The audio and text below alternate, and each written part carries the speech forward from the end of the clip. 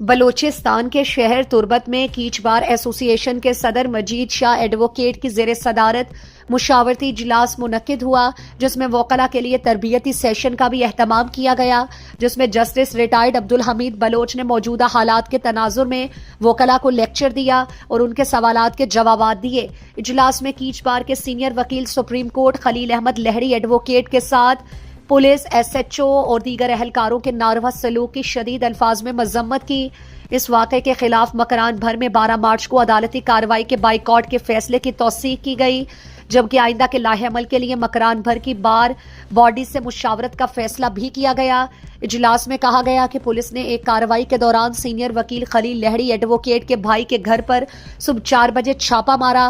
توڑ پھوڑ کی اور سینئر وکیل کے ساتھ بدتمیزی اور دھکم پیل کی۔ کیچ بار کے کابینہ اور سینئر باڈی اجلاس میں سینئر وکلاء جاڈین دشتی ایڈووکیٹ، قاسم علی گاجزئی ایڈووکیٹ، مہراب خان گچکی ایڈووکیٹ، خلیل Ahmad Lohri advocate, Abdul Majid advocate, general secretary نیاز محمد ایڈووکیٹ، نائب صدر پیر محمد ایڈووکیٹ، رستم خان گچکی ایڈووکیٹ، عبد المجید دشتی ایڈووکیٹ، تنویر احمد ایڈووکیٹ سمیت دیگر وکلاء نے شرکت کی۔ اجلاس میں حالیہ بدامنی کے واقعات، خصوصاً مفتی شاہ میر عزیز بزنجو کے بہیمانہ قتل کی شدید الفاظ میں مذمت اور اسے صوبائی حکومت، ضلعی انتظامیہ اور قانون نافذ کرنے والے اداروں کی ناکامی قرار دیا گیا۔ وکلاء نے قاتلوں کی فی الفور گرفتاری کا مطالبہ کرتے ہوئے مقتول کے اہل خانہ سے تعزیت اور دلی ہمدردی کا اظہار کیا، جبکہ مرحوم کی مغفرت کے لیے دعا بھی کی گئی۔